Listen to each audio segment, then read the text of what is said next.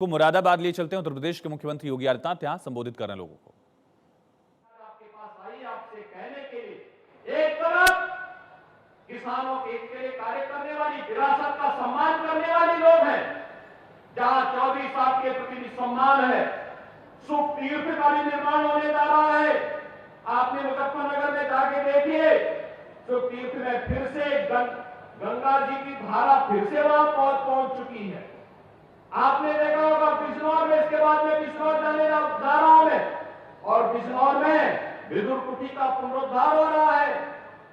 भाइयों बहनों, काशी में काशी विश्वनाथ धाम, और 22 जनवरी को अयोध्या में 500 वर्षों के बाद फिर से प्रभुराम फिर से विराजमान होने जा रहे हैं। क्या ये काम वे लोग कर पाते जो लोग संविधान विरोधी कार्य कर रहे हैं? आपने देखा होगा कि विपक्षी दल कितना नकारात्मक राजनीति कर रहे हैं। संवैधानिक पदों पर बैठे हुए महानुभावों का भी सम्मान नहीं कर रहे हैं। कैसी कैसी स्थिति हो गई है। महामहिम उपराष्ट्रपति का अपमान, कांग्रेस के नेता वीडियो बना रहे हैं। विपक्षी दल के सांसदों का इस प्रकार का एक कृत्य मुझे नहीं लगता है कि कोई सभ्य समाज स्वीकार करेगा, और मुझे लगता है इसकी सजा उनको भुगतनी ही पड़ेगी। जनता जनार्दन इसकी सजा देगी ही देगी उन्हें।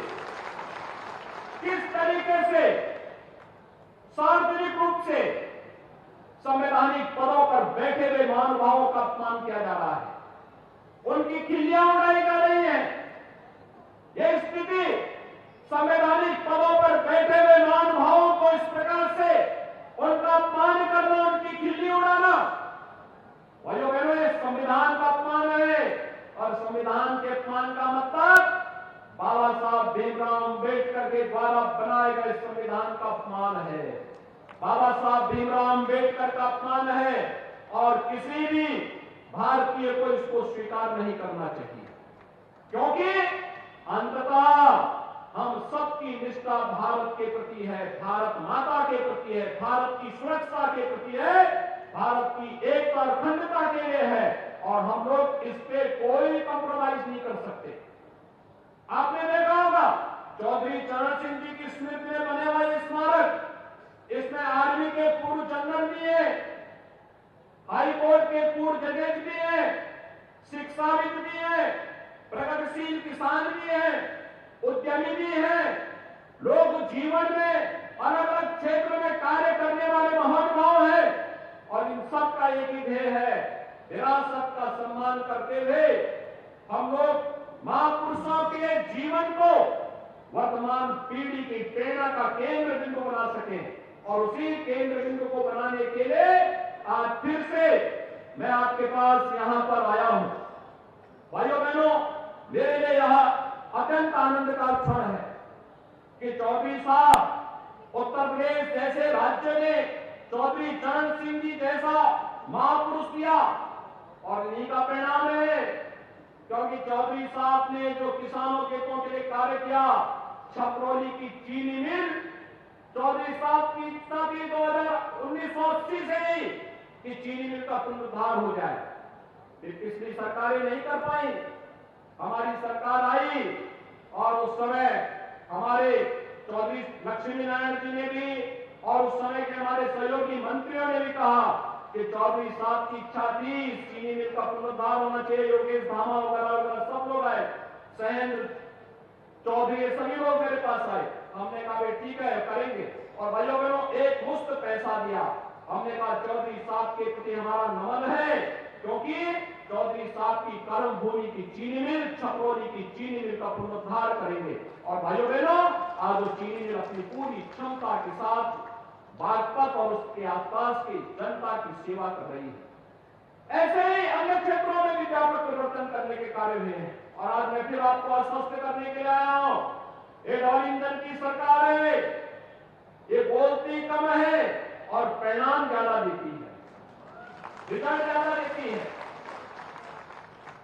ये डबल इंजन की सरकार है, प्रधानमंत्री मोदी जी ने जो कहा वो करके दिखाते हैं।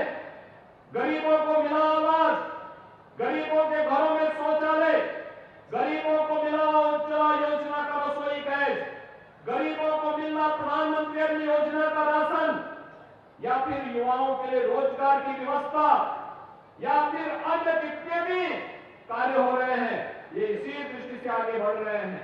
और हम सब डबल इंजन सरकार में प्रधानमंत्री मोदी जी के नेतृत्व में फिर से इस कार्यक्रम को आगे बढ़ा सके। आज मेरे साथ हमारे प्रदेश अध्यक्ष चौधरी भूपेंद्र सिंह जी भी आ रहे थे, लेकिन दिल्ली में आवश्यक बैठक में उनको जाना पड़ा। वे आज इस कार्यक्रम में आने पाए, नहीं तो उनकी हार्दिक इच्छा थी कि भिलारी में इस कार्यक्रम में मैं स्वयं उपस्थित रह करके इस कार्यक्रम को भव्य बनाने में योगदान दूंगा।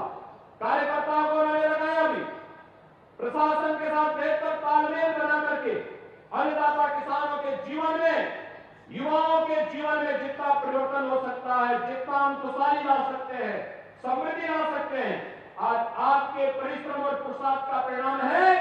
उत्तर प्रदेश देश के अंदर सबसे अच्छी अर्थव्यवस्था के रूप में आगे बढ़ रही है। हमारे पास सामर्थ्य है, उत्तर प्रदेश के पास ताकत है, और इस ताकत को हम इस्तेमाल करके भारत के विकास के ग्रोथ इंजन के रूप में उत्तर प्रदेश को स्थापित कर सकते हैं। और भाइयों बहनों, इसी ग्रोथ इंजन के रूप में अपनी भूमिका का निर्वहन करते हुए हम सबको कार्य करना है। इसी विश्वास के साथ एक बार फिर से मैं चौधरी साहब की 121वीं जयंती के अवसर पर उनकी स्मृतियों को नमन करते हुए प्रदेशवासियों की ओर से उन्हें विनम्र श्रद्धांजलि अर्पित करता हूं। और मैं साथ साथ चौधरी चरण सिंह शिक्षा एवं सेवा स्मृति समिति को, स्मारक समिति को इस 51 फुट की मूर्ति के लिए धन्यवाद देता हूं। जाट महासभा को भी इस कार्यक्रम के लिए हृदय से धन्यवाद देते हुए आप सबके प्रति अपनी शुभकामनाएं देता हूं। धन्यवाद। जय हिंद। बहुत बहुत धन्यवाद माननीय मुख्यमंत्री महोदय। हम धन्य हैं कि उत्तर प्रदेश का नेतृत्व आप सुन रहे थे। आप साथ में मौजूद हैं मुरादाबाद से विधायक सरकार में मंत्री बलदेव सिंह औलख। चौधरी चरण सिंह को याद करते हुए उनको नमन किया मुख्यमंत्री योगी आदित्यनाथ ने। जाट समाज से जुड़ा हुआ ये सम्मेलन था, किसानों का सम्मेलन था। प्रधानमंत्री मुख्यमंत्री यहाँ पहुंचे और देखिए बच्चों का अन्नप्राशन कराया।